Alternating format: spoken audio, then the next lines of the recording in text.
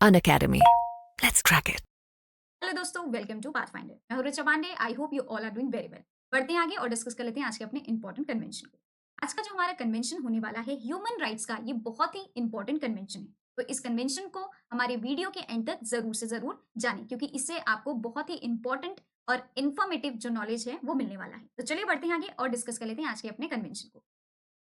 Convention against torture and other cruel inhuman और degrading treatment और punishment, जिसको कि फेमसली हम United Nations convention against torture के नाम से जानते हैं, जो कि दोस्तों यूनाइटेड नेशंस जनरल असेंबली के द्वारा इस कन्वेंशन को अडॉप्ट किया गया है। इस कन्वेंशन को 10 दिसंबर 1984 में अडॉप्ट किया गया था। कंप्लीटली ये कन्वेंशन एनफोर्स कराया गया था 26 जून 1987 में। अप्रैल 2022 तक आप देखोगे इस कन्वेंशन के 173 स्टेट पार्टीज हो गए थे। दैट मीन्स कि 173 पार्टीज ने इस कन्वेंशन में पार्टिसिपेट किया था। इसी के साथ इंडिया के बारे में अगर हम बात करें तो इस कन्वेंशन को इंडिया ने साइन किया है 14 अक्टूबर 9, लेकिन इस कन्वेंशन को इंडिया ने रेटिफाई नहीं किया है। इसका मतलब है जो भी रूल्स एंड रेगुलेशंस इस कन्वेंशन के होंगे, इंडिया को उनको फॉलो करना पड़ेगा। ये एक ऑब्लिगेशन हो गई है इंडिया के ऊपर कि ये इनके रूल्स और रेगुलेशंस को फॉलो करे, माने। लेकिन रेटिफाई नहीं किया है। रेटिफाई नहीं किया है दैट मीन्स कि legally, that means legally binding India के ऊपर इनके रूल्स एंड रेगुलेशंस नहीं है। ठीक है, समझ में आ गया आपको कि साइन किया है दैट मीन्स कि ये एक ऑब्लिगेशन इंडिया के ऊपर क्रिएट कर रहा है कि इनके रूल्स रेगुलेशंस को मानना पड़ेगा इंडिया को, लेकिन लीगली बाइंडिंग नहीं है इंडिया कि उनके रूल्स एंड रेगुलेशंस को माने। ठीक है, इस कन्वेंशन को ऑनर करने के लिए आप देखोगे हर साल जून 26 के दिन international day in support of victims of torture के तौर पे सेलिब्रेट किया जाता है। चलिए बढ़ते आगे दोस्तों और इस कन्वेंशन के बारे में और थोड़ा सा जानकारी लेते हैं। टॉर्चर, जिसे कि हम हिंदी में यातना कहते हैं, टॉर्चर हमें सदियों से सोसाइटीज में देखने को मिल रहा है, चाहे हम अपनी कंट्री की बात करें या ग्लोबल लेवल पे अदर कंट्रीज की बात करें। टॉर्चर को एज अ टूल की तरह इस्तेमाल किया जाता है, जिसमें कि आप देखोगे कि लॉ इन्फोर्समेंट के जो ऑफिसर्स होते हैं, जिसमें कि ज्यादातर जो पुलिस ऑफिसर्स होते हैं, वो टॉर्चर को एज अ टूल की तरह इस्तेमाल करते हैं। चाहे मिलिट्री ऑफिसर्स हो गए, चाहे पब्लिक डिपार्टमेंट के जो ऑफिसर्स होते हैं, तो ये जो सारे ऑफिसर्स होते हैं आप देखोगे टॉर्चर को एज अ टूल की तरह इस्तेमाल करते हैं, जिससे कि वो क्या करते हैं, कन्फेशन कराने के लिए टॉर्चर का इस्तेमाल करते हैं। इसी के साथ आप देखोगे कि किसी से अगर इंपॉर्टेंट इन्फॉर्मेशन निकालना है और अगर वो सीधे साधे नहीं मान रहा है तो उसके ऊपर टॉर्चर जो है वो करते हैं और उससे वो इंपॉर्टेंट इन्फॉर्मेशन भी निकाल लेते हैं, जिसकी की वजह से इंटरनेशनल लेवल पे हमें देखने को मिला कि ये डिसह्यूमनाइजिंग एक्ट माना गया। और इसी की वजह से आप देखोगे इवन विक्टिम्स के भी ऊपर ये काफी ज्यादा भारी पड़ने लगा और इसके वजह से विक्टिम्स जो हैं वो भी सफर करने लगे। कभी कभी तो ऐसा होने लगा कि जिसने वो काम किया ही नहीं है या फिर जिसने वो क्राइम किया ही नहीं है, उसको इतना टॉर्चर किया गया कि उसने अपने सर वो क्राइम ले लिया और उसके बाद तो हाल आप सब जानते ही होंगे। तो ये सब देखते हुए यूनाइटेड नेशंस के द्वारा रिकॉग्नाइज किया गया कि ये जो है काफी ज्यादा गलत हो रहा है और ये निंदनीय है और इसको जल्द से जल्द हमें रोकना पड़ेगा। उसके बाद आप देखोगे universal declaration on humans right, जिसको कि 1948 में यूनाइटेड नेशंस जनरल असेंबली के द्वारा अडॉप्ट किया गया था। उसमें पहली बार डॉक्यूमेंटेड किया गया कि no one shall be subject to torture और टू क्रूअल इनह्यूमन और डिग्रेडिंग ट्रीटमेंट और पनिशमेंट। जिसके के बाद आप देखोगे कि कई सारे इंटरनेशनल जो कम्युनिटीज हैं उनके द्वारा भी इस कॉन्सेप्ट को उनके कन्वेंशंस में अडॉप्ट किया गया, जिसमें कि आप देखोगे कि इसके प्रोहिबिशन के बारे में बात की गई है इन कन्वेंशंस में and other forms of ill treatment. जिसके के बाद आप देखोगे कि ये एक तरीके से बाइंडिंग इंटरनेशनल ट्रीटीज में करवाया गया। 1949 में जनेवा कन्वेंशन में इसके बारे में चर्चा की गई है और इसमें आप देखोगे कि टॉर्चर के प्रोहिबिशन के लिए इस कन्वेंशन में बताया गया है। The international covenant on civil and political rights में भी इसको इंक्लूड किया गया है। The convention on the rights of child के बारे में भी बताया गया है। The convention on the rights of persons with disabilities, torture के प्रोहिबिशन के बारे में इस कन्वेंशन में बताया गया है।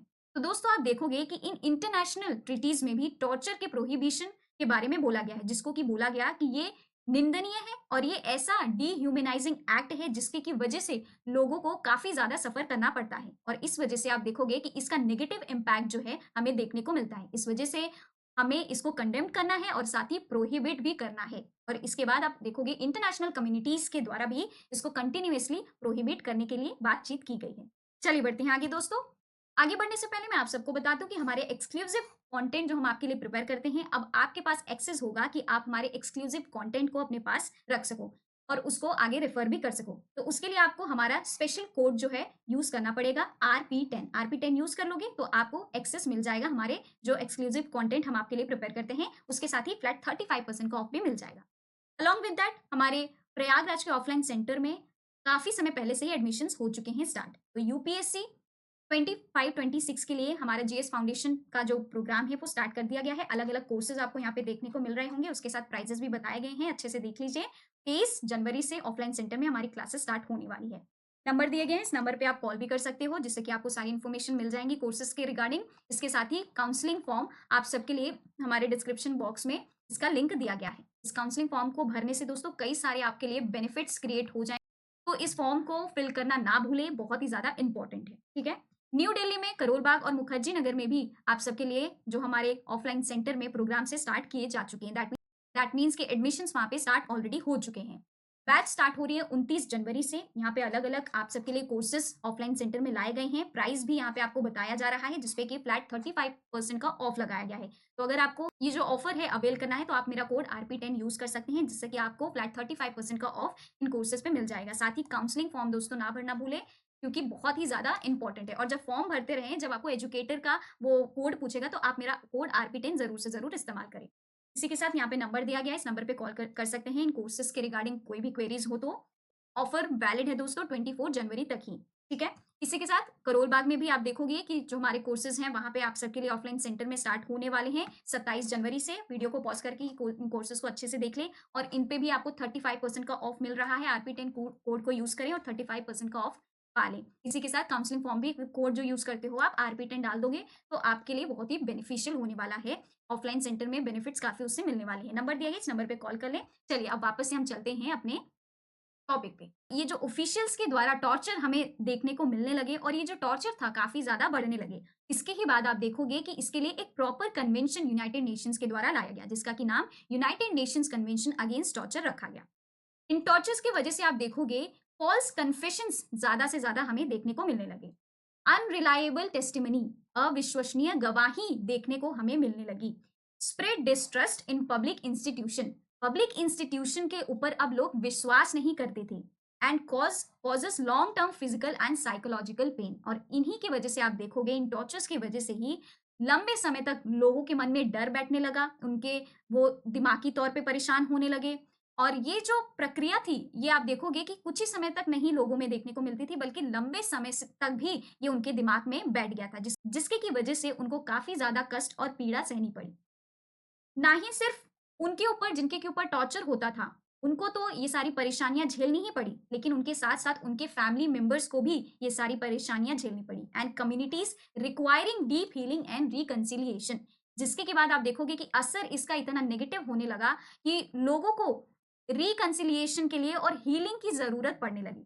तो इन सारी चीजों को देखते हुए ही आप देखोगे कि इस कन्वेंशन को लाया गया, जिसका कि एम है कि टॉर्चर को रोका जाए और अदर जो एक्ट्स ऑफ क्रूएल, इनह्यूमन और डिग्रेडिंग ट्रीटमेंट जो है या फिर जो पनिशमेंट हो रही है अराउंड द वर्ल्ड, उसको भी रोका जाए। तो इस कन्वेंशन का एम है। तो जो भी कंट्री इस कन्वेंशन को साइन करती है तो उसका भी ये एम होना चाहिए कि वो इन सारे एक्ट्स को, जो कि डिह्यूमनाइजिंग एक्ट हैं, जिसके की वजह से लोगों को काफी सफर करना पड़ता है, मेंटली, साइकोलॉजिकली, फिजिकली उनको सफर करना पड़ता है, तो उनको ना सफर करना पड़े। तो इस वजह से दोस्तों इनको इनके एम को अबाइड करना पड़ता है। चलिए बढ़ते हैं आगे। इस कन्वेंशन के तहत दोस्तों आप देखोगे एक कमिटी भी फॉर्म की गई है, जो कि इस कन्वेंशन की मैनेजिंग बॉडी के तौर पे काम करती है। तो आइए जान लेते हैं कि आखिरकार इनका क्या क्या काम है। तो ये जो कमिटी होती है, ये स्टेट पार्टीज की जो पीरियोडिक रिपोर्ट्स आती हैं उनको रिसीव करती है, स्टडी करती है और उस पर कॉमेंट भी करती है।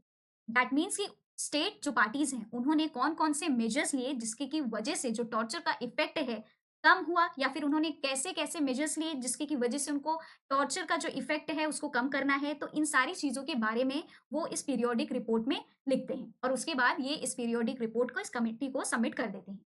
दूसरा है कि ये जो कमिटी होती है इनिशिएट करती है इन्वेस्टिगेशन। मान लीजिए कि उनके पास कोई भी ऐसी इंफॉर्मेशन आती है जो कि करेक्ट इंफॉर्मेशन है, जिसमें कि जो स्टेट पार्टी है, अगर उनके टेरिटरी के अंदर ऐसा कोई एक्ट हो रहा है जिसमें कि ये देखने को मिल रहा है कि ये टॉर्चर है, तो अगर कोई ऐसी इन्फॉर्मेशन आती है इन कमिटीज़ के पास, तो आप देखोगे कि ये इन्वेस्टिगेशन जो है वो इनिशिएट कर देती हैं उस स्टेट पार्टी के अगेंस्ट, जो कि आर्टिकल 20 में बताया गया है इस कन्वेंशन के। तीसरा है कि ये रिसीव करती हैं और एग्जामिन करती हैं कंप्लेंट्स। मान लीजिए कि कोई एक स्टेट पार्टी है और दूसरा जो स्टेट पार्टी है, मान लीजिए कि उनके कंट्री के अंदर ऐसी कोई एक्ट जो है देखने को मिल रही है जिसके की वजह से वो टॉर्चर की तरह दिखा रही है, या फिर इस कन्वेंशन के जो रूल्स एंड रेगुलेशंस हैं उनको अगर वायलेट करती हुई दिख रही है, और दूसरे जो स्टेट पार्टी है उसके द्वारा कंप्लेंट मान लीजिए फाइल की गई है इस कमिटी को, तो उनके द्वारा वो कंप्लेंट रिसीव भी करते हैं और उस पर एग्जामिन भी करते हैं। चौथा है कि वो रिसीव करते हैं और एग्जामिन करते हैं एप्लीकेशंस बाय इंडिविजुअल, अगर वो क्लेम कर रहे हैं to be victims of a violation of the convention. मान लीजिए कि कोई स्टेट पार्टी है जिसके के अंदर कोई ऐसा विक्टिम है, ठीक है, जिसके के ऊपर मान लीजिए टॉर्चर हुआ है और वो उसका विक्टिम है, जो कि इस कन्वेंशन का वायलेशन अगर देखने को मिल रहा है, तो अगर वो इंडिविजुअल आता है इनके पास, तो वो उसकी जो एप्लीकेशन है उसको रिसीव करती हैं और एग्जामिन भी उस एप्लीकेशन को करती हैं। तो ये दोस्तों आर्टिकल 22 के इस कन्वेंशन में बात की गई है, तो ये इस कमिटी का काम होता है। ठीक है, आई होप कि आपको समझ में आ गया होगा। चलिए बढ़ते हैं आगे। अब स्टेट पार्टीज जो होती हैं वो ना कुछ टर्म्स पे एग्री करती हैं, जिसपे कि वो बोलती हैं कि हम क्या करेंगे, प्रिवेंट करेंगे ऐसे एक्ट जो कि टॉर्चर के तौर पे देखे जा रहे हैं। तो कौन कौन से ऐसे एक्ट्स हो गए, तो आइए इनके बारे में जान लेते हैं, जो कि स्टेट पार्टीज जो हैं वो एग्री करती हैं कि वो उन एक्ट्स को रोकेंगी। रिटर्निंग, एक्सपेलिंग और extraditing someone to another country where there are grounds to believe they will face torture. तो मान लीजिए कि अगर कोई स्टेट पार्टी है, ठीक है, अगर वो किसी ऐसे अक्यूज को रिटर्न कर रही हूँ, एक्सपेल कर रही हूँ, एक्स्ट्राडाइट अगर मान लीजिए कर रही हूँ टू सम अदर कंट्री, किसी और कंट्री में, जहाँ पे स्टेट पार्टी को पता है कि ये जो अक्यूज है इसको टॉर्चर जो है फेस करना पड़ सकता है, तो वो क्या करेंगी, ऐसे एक्ट्स को प्रिवेंट करेंगी।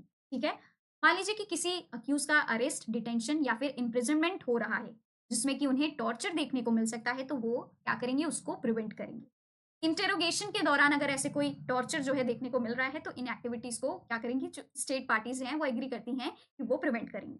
The training of police, civil या फिर military, medical staff, public officials and anyone else who may be involved in the arrest, detention and questioning of a person. मान लीजिए कि पुलिस की ट्रेनिंग हो रही है, ठीक है, या फिर किसी मेडिकल स्टाफ की ट्रेनिंग है, पब्लिक ऑफिशियल्स की है, या किसी और की, वो may be believed in the arrest, वो अरेस्ट में मान लीजिए कि इनके द्वारा ऐसा देखा जा रहा है कि वो अरेस्ट उनका हो रहा है, या फिर डिटेंशन या फिर क्वेश्चन जो है उस पर्सन को किया जा रहा है जिनके के ऊपर उनको बिलीव है कि ऐसे जो टॉर्चर है या फिर ऐसे जो डिह्यूमनाइजिंग एक्ट्स अगर हो सकते हैं, तो उनको प्रिवेंट करना स्टेट पार्टीज का काम होता है।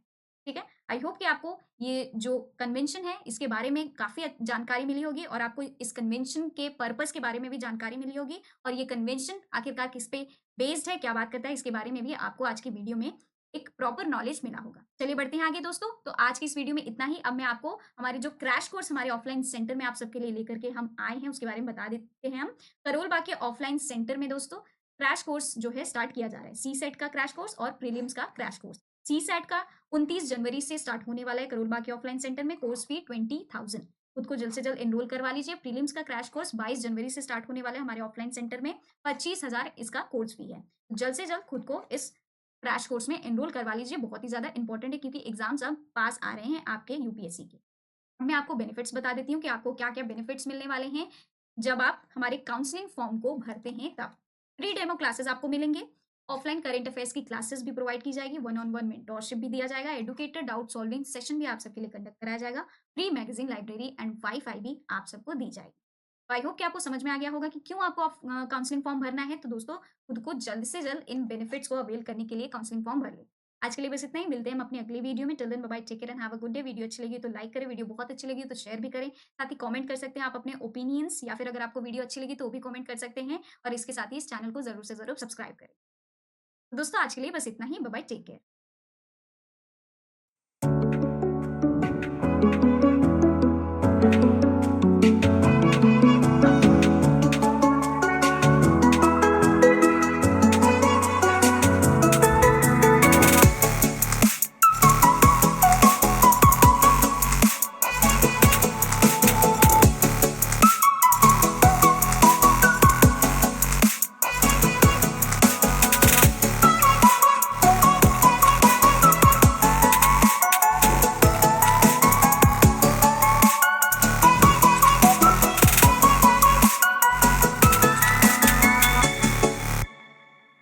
An academy.